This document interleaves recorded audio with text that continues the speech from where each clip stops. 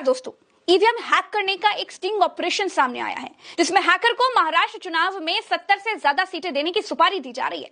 Hacker कह रहा है कि उसके पास 288 सीटों का एक्सेस है, 63 सीटों पर सौदा हो जाता है, 52 से 53 करोड़ रुपए हर सीट पर रेट तक तय हो जाता है। दोस्तों, सोशल मीडिया पर यह वीडियो बहुत ज्यादा वायरल है।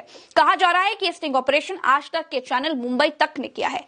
हम इसकी पुष्टि नहीं करते, लेकिन ये आपको सुनना बेहद जरूरी है कि ईवीएम हैक करने के लिए क्या बातें हो रही हैं। वीडियो कॉल में एक तरफ ईवीएम हैकर है, दूसरी तरफ दो लोग हैं। अब इन तीनों लोगों में क्या बातें हो रही हैं, कैसे हैक होगा ईवीएम, कितना पैसा लगेगा, कितनी सीट होगी, सुनिए। 15-975-2600 नहीं इधर है friend on I am receiving the call okay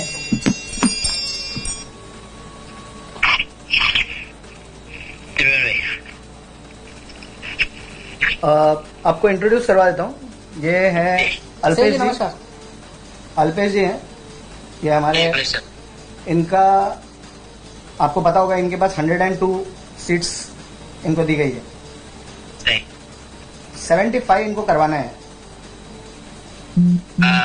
75 कितना हो पाएगा, मतलब आपको क्या लगता है? The number is between 60 to 75. We'll give you definite digit once we finalize this. 63 होंगे आपके यहाँ। 63 आप बोल रहे हो कि कंफर्म हो जाएगा? हाँ 63 कंफर्म होगा। बट 63 जो हम नाम देंगे वही ना? आप दे दो नाम। 105 में से मेरे पास 63 स्ट्रेट आउट एक्सेस है, लेकिन मेरे को वीवीपैट की मशीन की डिटेल्स चाहिए। तो आप 63 कौन से वो बता सकते हैं, ताकि हम उसमें से फिर अपना जो होगा वो निकाल के आपको ये कर देंगे। वो 63 कौन से सीट्स हैं? 63 मेरे पास एक्सेस तो पूरे 281 का है। आउट ऑफ 288 281 का पूरों का एक्सेस है, लेकिन कुछ एरिया ऐसा है जहाँ पे फ्रीक्वेंसी आइसोलेशन इम्पॉसिबल है, तो वहाँ आई डोंट थिंक उसको इनिशिएट करना भी it doesn't make sense to me. तो इसका अगर 63 करते हैं तो 63 का क्या हमको ये बैठ जाएगा खर्चा? एस्टिमेटेड कॉस्ट क्या होगा? देखिए फिलहाल SF7 का टर्मिनल एक्सेस जो अभी राइट नाउ का आज यानी 15 तक का लॉक इन है, वो पड़ रहा है करीब 6,72,000 चेंज में पड़ रहा है। 6,72,000 US dollar. 6,72,000। Okay, this is in rupee और dollar? This is in rupees? नहीं, ये US डॉलर में पड़ रहा है। ओके, अब इंडियन रुपी में करा तो 52 CR 53 CR के आसपास पड़ रहा है। जी जी। अगर पूरा क्लीन स्वीप मारना है तो you just need to increase the bandwidth. That's it. $120,000 extra पड़ेगा, plus I need people on ground. That's it. How many people? आपने हमसे 20 लोग मांगे थे। 60 to 64 लोग चाहिए होंगे। मैं 60 to 64 मतलब इनका क्या रोल होगा, या ये किस लिए आप कैसे आपको हेल्प कर सकेंगे? Isolate the signal. Okay. तो अब इंडिया में 2G नेटवर्क नहीं रहा, सारे 4G 5G पे है, तो 2G नेटवर्क को आइसोलेट करने के लिए I need frequency between 102 and 150। तो ये लोग हम आपको देंगे या आपके रहेंगे? हाँ, ये 60 to 64 पीपल आप लेंगे, चूज करेंगे, आपके रहेंगे या हम आपको प्रोवाइड करें? उसमें कुछ नहीं है। I need someone to carry a phone and access the application, a particular application which will scan the area and come up with that, okay, which frequency which we can isolate.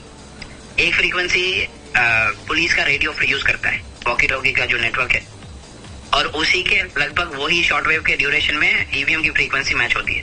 So I need to isolate that के okay किसी के साथ intercept ना हो जाए। तो उसके लिए मेरे को आइसोलेट करने के लिए I need to scan the frequency. आपको ईवीएम की क्या डिटेल्स चाहिए एग्जैक्टली? ईवीएम की एग्जैक्टली क्या डिटेल्स चाहिए आपको? मैं तो प्रोवाइड करवाता हूँ। रैंडमाइजेशन के बाद कंट्रोल यूनिट, बैलेट यूनिट और वीवीपैट कौन सी पोलिंग स्टेशन पे जाएगा, ओके, वो एक पीडीएफ में आता है। और उसके सीक्वेंस भी होता है। देखिए ईवीएम सबसे बड़ा जो चैलेंज है, कैंडिडेट सीक्वेंस आइडेंटिफिकेशन नंबर।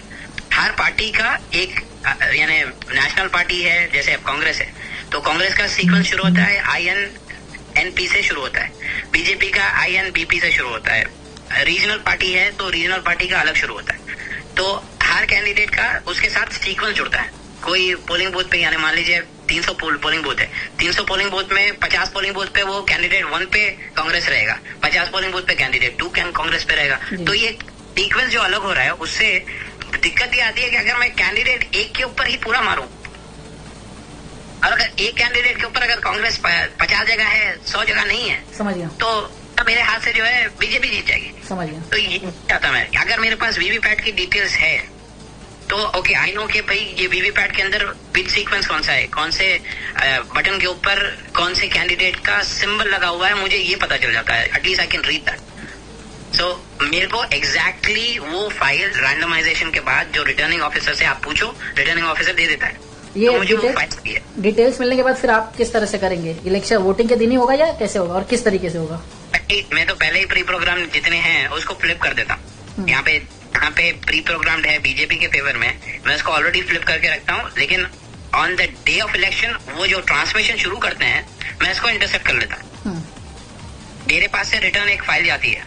और ये सिर्फ वोटिंग के दिन हो सकता है या जो बीच के 2 दिन है, जैसे 23 को काउंटिंग है तो 21-22 को पॉसिबल है? कुछ बहुत ज्यादा क्रूशियल होते हैं क्योंकि बीच के 2 दिन में जहां पे इनका ट्रांसमिशन नहीं हुआ, कमाल की बात यह है कि ईवीएम मशीन बंद होने पे भी, खासतौर पे ECIL की जो मशीनें हैं, बंद होने पे भी उस पर ट्रांसमिशन होता है, नो मैटर व्हाट। आप जैसे ही मशीन खुलेगी, नया अगर फाइल आ गई तो वो ट्रांसमिशन क्या। अगर वाकई इस स्टिंग में सच्चाई है, क्योंकि ये एक जिम्मेदार चैनल ने किया है, तो हम ये उम्मीद करते हैं कि सच्चाई तो होगी।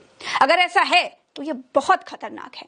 हम फिर कहते हैं कि हम इसके सच्चे होने की पुष्टि नहीं करते, लेकिन चुनाव आयोग को, सरकार को इसकी जांच जरूर करनी चाहिए।